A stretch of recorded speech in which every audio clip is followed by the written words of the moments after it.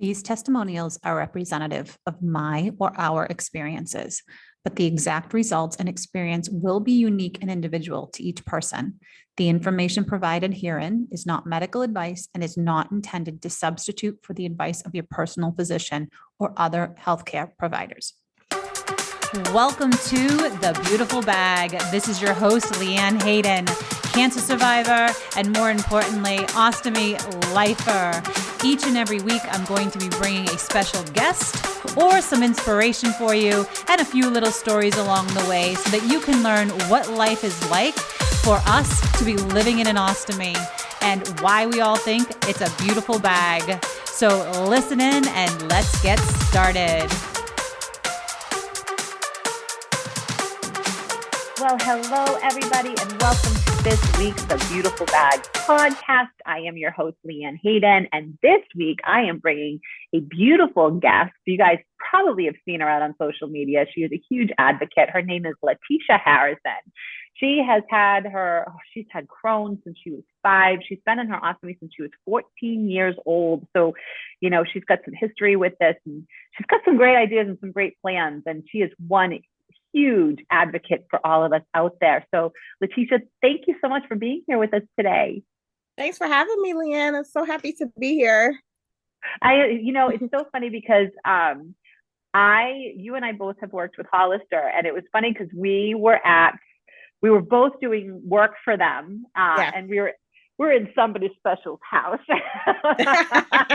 Someone special. Someone special. Guys, you should have seen this house that we were in that was rented for us to do put the work that we were doing, photo shoots and, videos and all that other fun stuff, that content. And, we walked by each other, just basically said hi because we were both so busy and never really got to chat. And never. But we both knew who each other were. We both have been, seeing each other out there. So yeah. We got to connect at Kayla's fashion show that I told you guys about the other week. And so I'm like, LaTesha, it's time. We got to get you on the podcast. Yes. And here I am. Like, that was literally like 2 or so weeks ago. It was really recent. So, yeah. So this is long overdue. Exactly. Yeah. Because the time we met was, guys, it was, I think, 18 months ago. Oh my gosh. Yes. I can't even believe it's been that long now. Yeah. Yeah. It was 18 months ago. We did the work with Hollister, and then it took us a year and a half to actually connect. Yeah. So just know sometimes things take time. So LaTesha, why don't we start with you sharing your journey? Because you weren't feeling good as a baby, as a child. So this is 38 years of a journey for me. So all of it cannot be put into this podcast, but the formative years I feel is the most important now, because right now in my in my later years, I'm in remission. I've been in remission for a little bit, but I get little flares here and there, but not as I'm not as sick as I was when I was a child. It started off basically as a child, as a baby. Actually, my mom told me that my stomach has been hurting since birth, and being a mom myself, I understand what she's saying, because a lot of people be like, how can your mom tell? You're an infant, how can someone tell that you're in pain or something like that? You will absolutely know if your child is in pain. I have a child that was born sick as well. And I knew exactly when she was in pain. So when my mom told me she knew that I was in some type of pain, she didn't know what kind of pain, but she knew that I was in type of pain. I absolutely believe her. But she used to take me back and forth to the doctors all the time. Their diagnosis was like, oh, give her Jello water. But again, this is like 1980. So this was not, I don't think any doctor is saying give a child Jello water now, but and when I said, Mom, what do you mean Jello water? They was like, mix the Jello together, put it in the refrigerator, and right before it starts to like get that little form wiggly, like give her the water from, give it to her. And she said that's what she used to do, but it didn't help. So, fast forward those years, I remember being sick on the floor, and this is before diagnosis. So I get diagnosed at 5, and I actually have memories of being on the floor, sick, crying in pain with stomach pain, like being very hot, like I couldn't cool down, tossing and turning at night, not being able to sleep, just absolutely horrific pain. And after diagnosis, I was diagnosed when I was 5. And they did not diagnose me with Crohn's disease. My mom, took me to every doctor, and they said, well, we think she may have this, but it's impossible for her to have Crohn's disease because she's not white and she's not Jewish. So they were so hesitant to diagnose me due to, my Black skin and my African American heritage. Isn't it absolutely? That is so crazy to me. That is so crazy to me because the amount of people of color who have Crohn's is larger than the white community. Yeah, it's larger than the white community now. So they were very hesitant. So, but another doctor said, you know what? And this is after scans and stuff. And then my mom said they finally said, we cannot prolong this anymore. Your daughter does have this disease. We don't know how she got this disease. We don't know why she has this disease. There's no cure for this disease. And here's 1,000 pills for her to take at this very young age. So, and it was lack of information, lack of education, lack of knowledge. And it kind of made us both ignorant to what was going on with me. And I'm not saying ignorant as, we are dumb. Ignorant can come in a lot of forms. A lack of education about a subject can make one ignorant because we don't know. So we were both ignorant about Crohn's disease because we did not have any information. And believe it or not, the doctors did not give us any information. They handed my mom, I think, one pamphlet and sent us on our way. And it was and that was it. Right. I don't think they even knew back then. I mean, nowadays it's so well known. It's so pronounced. You're hearing more and more people that are suffering from, Crohn's and colitis and gut issues than ever before. So So no, it definitely wasn't known. It definitely wasn't no research. It definitely wasn't studied. Because they really just didn't believe, people can get this because, of heritage and stuff like that. But just fast forward that my disease was never in control as a child. It was never in remission. It was never in a localized spot. So they were trying to localize the inflammation to one area so they can go in and do surgery. Because I'm not quite sure if we still have the x-rays, but when they did, the scans of my body, it looked like people went in and just grabbed pieces of my intestines out. It was so many black spots throughout my whole entire colon. So they was trying to move all those black spots together in one location so they can go in and take it out surgically. That's what they were trying to do, but it never did that. So, at 14, this was like a nail on the head type of thing. I was so sick. My aunt even found a prayer. I had a fever of over 100 degrees for 8 days before this surgery, 8 days. And when I went in to do this surgery, they was going in, they said, okay, finally we have to go in and do something for your daughter because she's not getting any better. And this is prednisone. This is 6-MP. This is mesalamine. These are those type of drugs that I was on constantly, for by this time is like years that I was on these drugs. So when they went in, and this is how I got my ostomy, they went in and they came directly back out and they said, we have to take her whole colon out because unbeknownst to them, my colon was dying. And if they would have, closed me up, I would have died that night. And this is the reason for the fever that I've had for those days. It wasn't nothing resolving it because my colon was dying. It was no saving it. It was nothing they can do. So they just only took out the colon. They had left, all the anal parts and stuff like that. I still had all those parts because they was hoping they can reconnect, inside. So, because I'm 14, they don't want me to have a bag at 14. They want me to go to school and be happy and do all of that. But the only thing that happened after that is the anal part got infected and diseased as well. And that was the most horrific part. I mean, screaming and hollering and unable to just to do anything, sit down, stand up.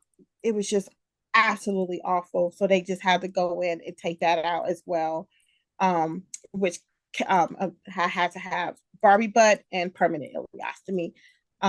Looking back and sharing that story, I never even had a time to reflect by that time. I'm just not remembering all the much pain that I was in, and I would not trade it for the world. I don't want that. I'm glad it's gone.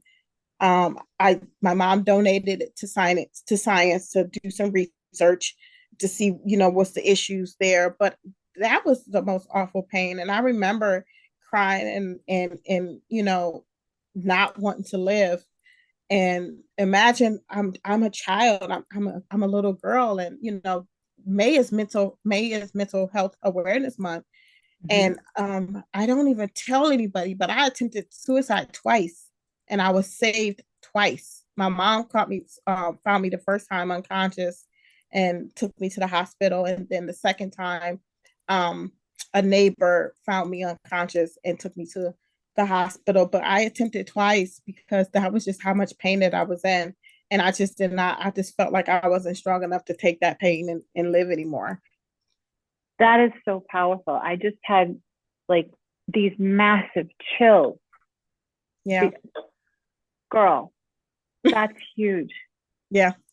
I mean, and you said it, it's mental health. It's the pain that you were in, and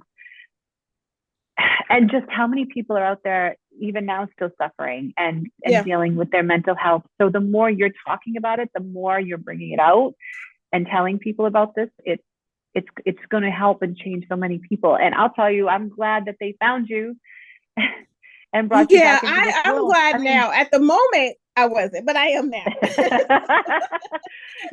I bet you. Yeah. Well, right. So waking up, so you were in that much pain. And so finally they said, that's it. We're going to give you a Barbie butt.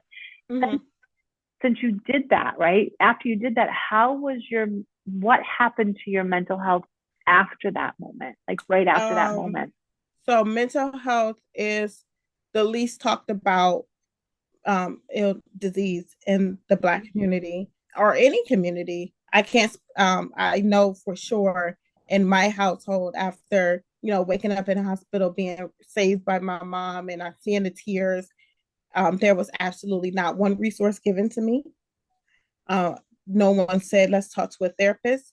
I went home and we just never talk about it again. So can you imagine me today? I'll be 43 years old and living with that type of trauma this whole time. And this is the first time I'm even openly speaking about it. I told like 3 people in my life. And this is the first time I'm even speaking about it, because the only reason I'm mentioning it today is because I've been sitting here and I said, I need to tell this story. Yeah. I don't care who it shames. This happened to me. I tried to take my own life. I still have not thoughts of, like taking my life at this moment, but I still have like thoughts of like being sad and depressed and overwhelmed and anxious. And, even though I see a therapy, the therapist, has told me several times, like, you have a lot of medical trauma that you have never worked through. And it's going to just keep replaying over and over and over again until you work through it. Right. And I tried to let someone know and close to my family about the medical trauma.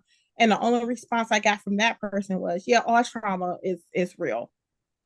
But that, I wasn't speaking of all trauma. I was speaking about just the medical trauma that I went through. Right. The medical trauma you went through, which, like you said, I mean, as a child, you don't know what's going on. You're constantly in pain. Yeah. Right. And then all of a sudden you wake up, your colon's gone. Yep.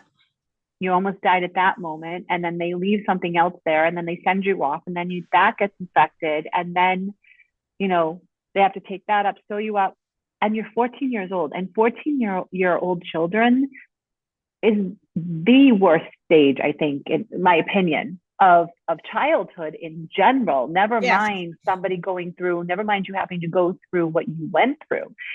So you mentioned you're doing therapy now, which I am huge, which is huge. I'm a big advocate about therapy Yeah. and having somebody professional to talk to.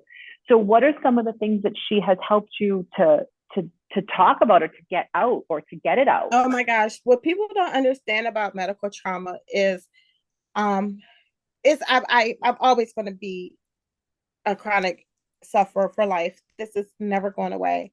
So letting someone else in, allowing help, because I pushed everyone away when it came to my disease. Like if I was dating and it got serious, I would abruptly cut it off, because that means I have to reveal a part of myself to a person that I'm not sure they're going to accept. So instead of them judging me and looking at me funny, I just like, okay, get away from me. So allowing someone to come in to help me, seeking help or pain. Like I would lay in bed in pain and pain and pain and pain before going to the hospital, because I feel if I go to the hospital and tell them that I'm in pain, they're going to label me as a drug user, and I don't want that label. So I would just suffer and endure that. And how old were you when that was happening? My whole entire life, and I still do it to this day. However, I know.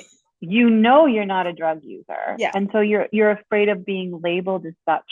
Yeah. I'm so afraid that if I go there and let them know how much pain I'm in, it's because I've been discriminated against in hospitals going there. So, there's reasoning for this, but with therapy, she's helping me work through that. She's allowing me, I have a right to that care. I have a right for someone to come in and help me. I have a right to seek help from someone. I don't have to hold this trauma in for so long to where it's like giving me anxiety or stressing me out or making me nervous and stuff like that.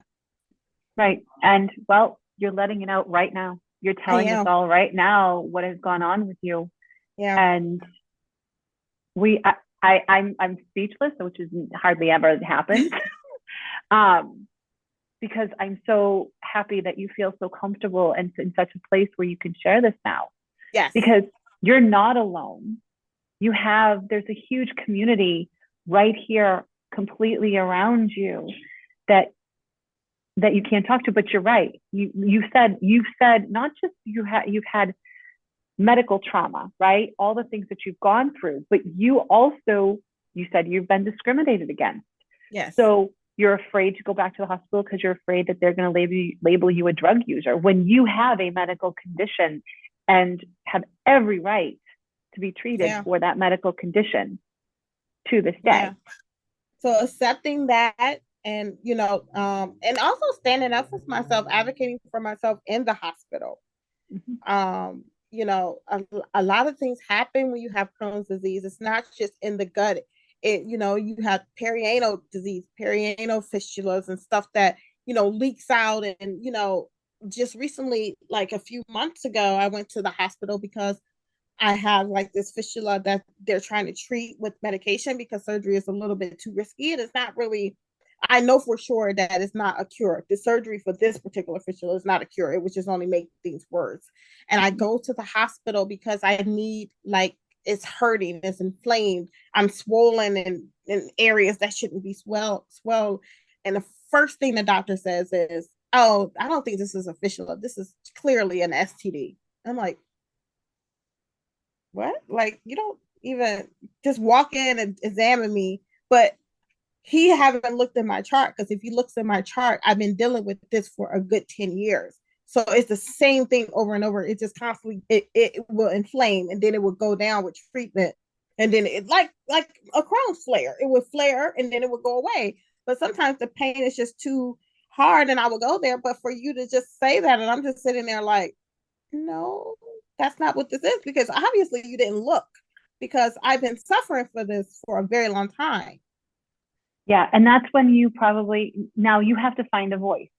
Yeah. To be able to advocate and tell a doctor who should know better and know what's I'm starting to get mad, who should know better and should look at your chart. You actually have to tell them, did you look at my chart? Are you really looking at what's going on with me?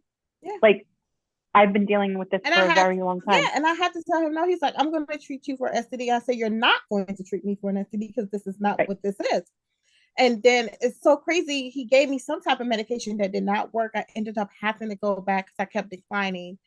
And I ended up having to go back, and I stayed in the hospital. I had to be hospitalized for 4 days just for one ER visit.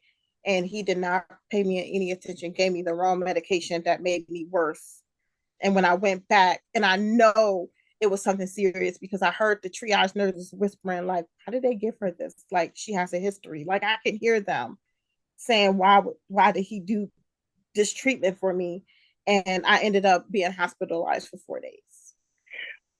Okay. I think I need to calm down. I feel my insides going a little too strong. Yeah. So I know it's absolutely ridiculous. And I spoke to like higher ups. I wrote letters and stuff like that. okay. And I wanted that doctor to never treat me again. Even if I come to the hospital, I want them to flag my chart. He is not to see me. I spoke to the patient advocate. Yeah. And so so the nurse sits there and says, why did they treat her like this? Did you, and again, this has to come from you. I mean, the medical community, at least in this situation where you're going, you know, they need to treat you better. You shouldn't have to go through what you went through in that moment. Yeah. But they were really on it because she called me in there again. She called another nurse. They were looking at my chart. I'm in earshot. Then she called me back. And usually, you know, a ER wait is very long, but she was like, I'm not going to have her wait. She's in a lot of pain, and she didn't even get the correct treatment the first time. Good. Okay. Because when she took my vitals, my heart rate was like 160. So I'm like really in a lot of pain. I can barely breathe. I'm like, you know, taking breaths. So she really like advocated, like, we need to get her back there. But, you know, because she was like, I'd rather her see this doctor versus this doctor. Like, I can hear them talking. So, okay. And that's where I got admitted for 4 days. The other doctor admitted me, like, we're going to have to keep you here. You know, your vitals are all over. Like, he was really like proactive on it. I told him my history. I said, I've had Crohn's disease. I know I've had Crohn's disease for a long time. You know, and it's just not specific to the gut anymore. It used to be. It's not. It's everywhere now. It manifests a lot of different places in your body, and it makes you know, and then you sitting there like you're crazy because these supposedly medical professionals is telling you like, oh, this can't do this and this can't do this. And I'm like, but I'm the person, and you see it's happening to me. So it can do that. Right. And it has done that. It has done that. And it's gone and from, I mean, it's everything from your mouth to your anus. Yeah. From here to the bottom is what it affects. And I don't know. And like we said, maybe it's more and more pronounced lately, and more doctors are starting to learn about it, and maybe they need to be educated better.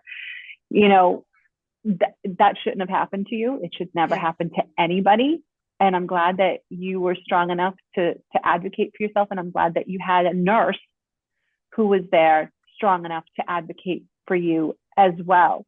So that all has to go back to your whole mental health state, right? And LaTesha, to see you out there, to see you on stage when you were speaking just a couple of weeks ago, and the passion behind who you are, and getting the message out and getting the word out. This is your calling. This is huge for you. This is what I'm supposed to do. And I know it now. I didn't know before, but this is what I'm supposed to do. I have to be the advocate. I have to stand up for the patients that can't speak for themselves. You know, I have to be that person. And I'm going to do all that I can to do that. That's a promise, you know. And I believe that with you. I believe that with you because you're doing it. Yeah. You've got some great things coming up, and you're doing that. Absolutely. And guess what? This is part of your mental health journey. This is part of the journey of being able to share, being able to be open, getting it out from being inside of you. I mean, you were 14 years old. You were dealing with this since you were 5 years old. And that's a lot of stuff being held in for a long time, and expressing it and being able to talk about it. it's going to help. It's going to help, and it needs to be heard. Yes. Your story needs to be heard. It needs to be heard. Yeah. It needs to be. Because you would never know that happened to you. You would never know that you go through this internal struggle that you've been going through for a very long time. You would never know, to see you, to talk to you in person, to hear you on stage, or to see you out on social media. Like, you wouldn't even know that this exists. Yeah.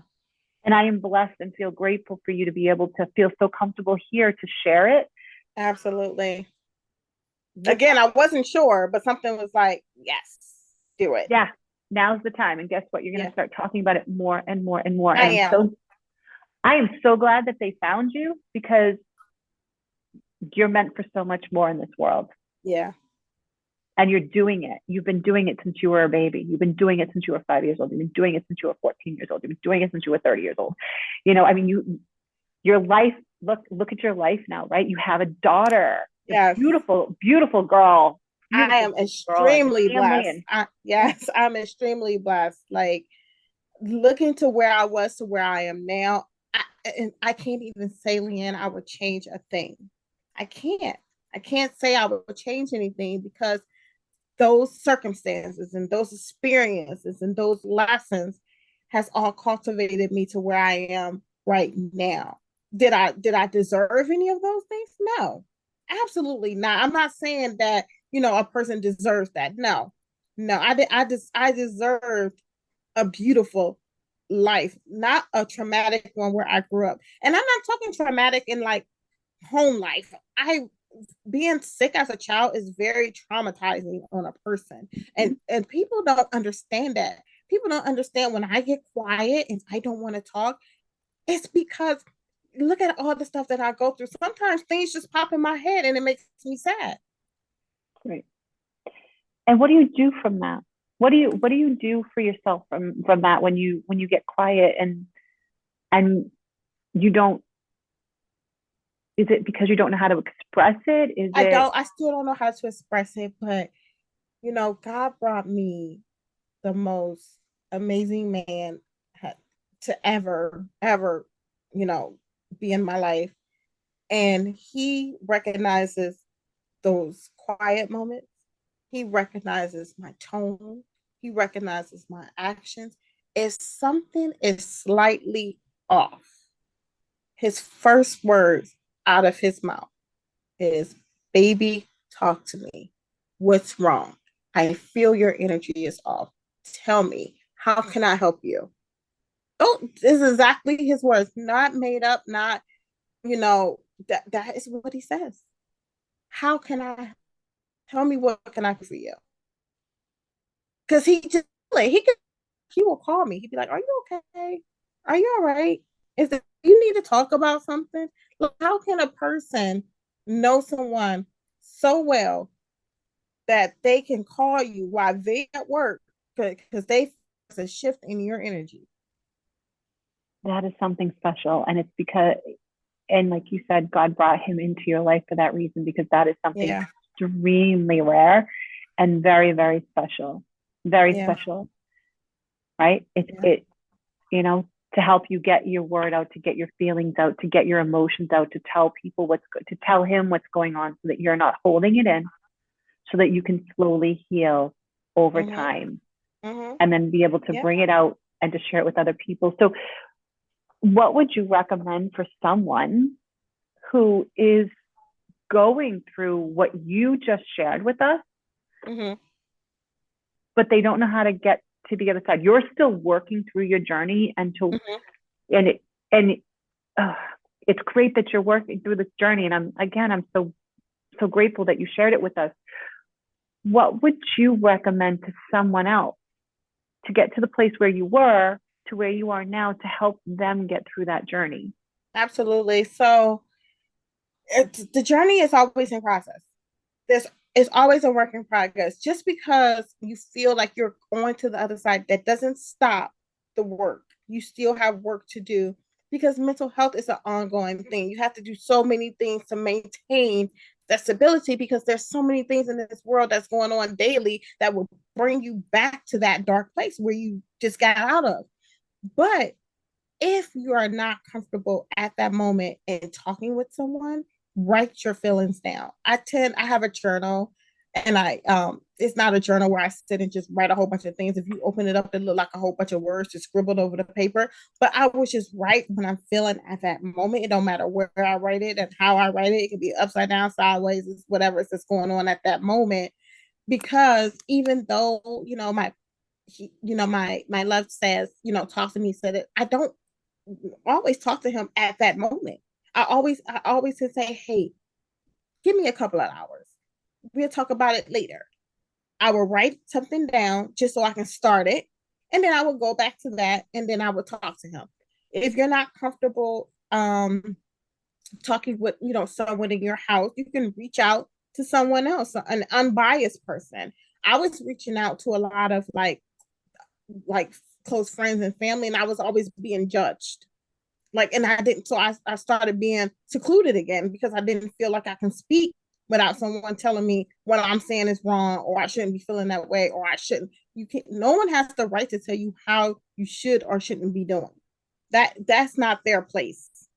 Right. So, and a lot of these, advice is from someone that just don't understand how you're going through. That's why it's always important to find someone within your community, someone you can trust, an unbiased person, someone that just completely knows and understands exactly what you're going through. I'm always available for anyone. I've gotten so many phone calls at 2, 3 in the morning talking to someone off the ledge. I would literally get up, talk with you, and whatever goes through, because I've been there. But I didn't have no one to do that for me. So that's why I'm always going to make myself available. But yeah, even if you have to record something, write down how you're feeling, speak to someone. Those are all things to help. After I'm feeling a little better, I do a little retail therapy, or I would get my nails done, or get my lashes done, something for myself. Because we give so much of ourselves to other people that we tend to forget about ourselves as well. And you just need those little mental checkouts and those little mental breaks. Sometimes I take a break from social media for a week or two. Mm-hmm.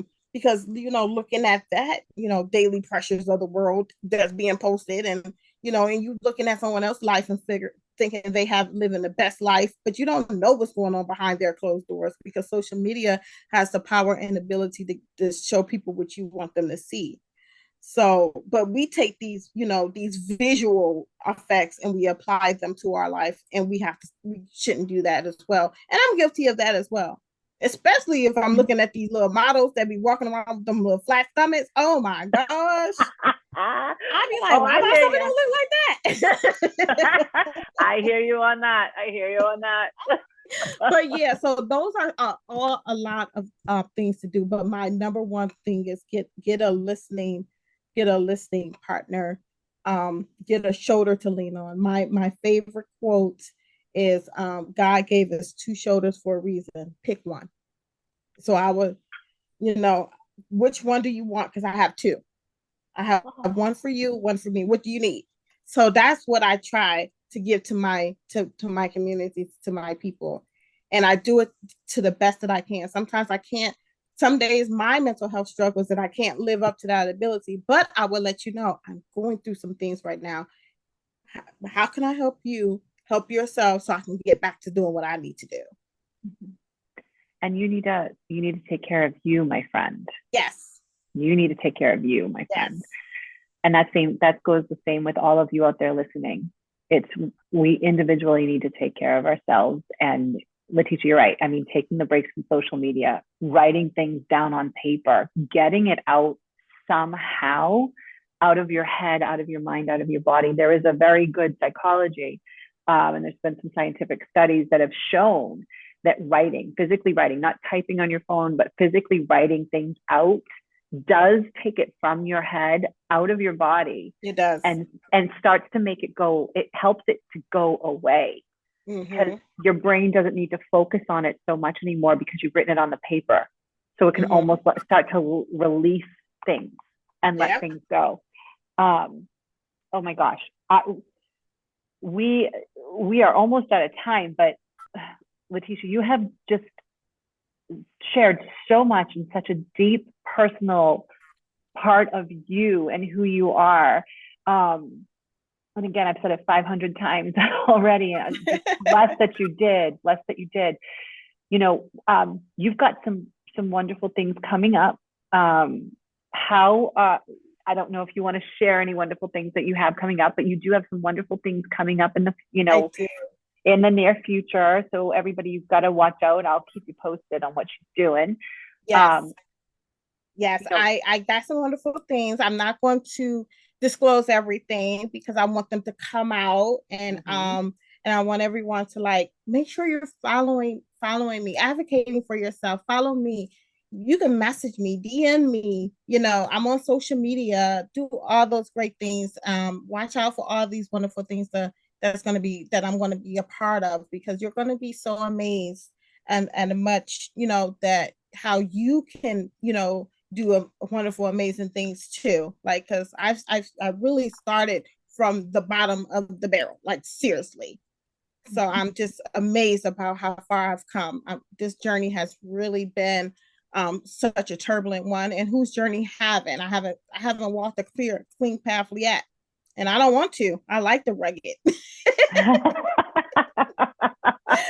you like the stress of it all. Character, yay! So, yeah. And girl, you've got some beautiful character, and I love it. I love it. If you were to leave our beautiful audience with one thing, what would that be? Be your own best friend. Okay? Don't depend on no one else to stand up for yourself. You have to love yourself. You have to advocate for yourself. And some people may think that you're being mean, or but sometimes you have to be a little direct when it comes to yourself. Firm and direct. Don't let it be no confusion, especially when it comes to your health. Because if we don't do it, you best believe no one else is. No one else is going to do that. So be your own best friend. Love yourself so much that you are not going to settle for nothing subpar. Okay? Y'all got to make that promise. Yeah, right. I'm sitting here nodding my head like, okay, I promise. I will. I promise. I'll do it. And like LaTesha said, reach out to her, follow her on social media. She's on Instagram. She's on Facebook. Follow her. Yes. I'll leave the link in the show notes as well. Connect with me whenever you want. I'm here too. I'll connect you with anybody. I'm a good connector. It's one of my things. Yes, you are. Yes. You got an idea? You want to do something? I know people. I'll connect the network. LaTesha, it's been a joy having you here with us today. Thank you. I am so grateful that we met and that we can, we've started this journey together, and to continue to watch you grow through your struggles. You're here for such a huge reason, and the world needs you here, and you're doing amazing things, and thank you for being so open. Oh, you made it so comfortable for me to be open. I just knew. Thank you so much, LeeAnne. You are just such a light in my life. And the system of support for me is growing and growing and growing. And I am loving it. I love all the support. I love that I can pick up my phone and dial any one of you at any time. And it's never a problem. Never a problem. Never a problem. We are sisters forever. Forever. Forever and ever. Oh, well, thank you again for being with us here this week. And guys, we will connect again next week. Yay. Okay. Thank you. Thank you for listening, everyone. Thank you so much for joining us this week. If you enjoyed this podcast, get the behind the scenes at LeeAnneHayden.com/ostomy updates. And also, if you found this episode encouraging, please screenshot it and share it on Instagram. And don't forget to tag me and also the person who was on the episode with me. I occasionally will do special gifts for anyone who does do a screenshot and share it on Instagram. or in your stories. Also, lastly, please go to Apple or Google, rate, review, and subscribe to this podcast to keep up with them every single week. I enjoy you guys. Thank you so much for being here.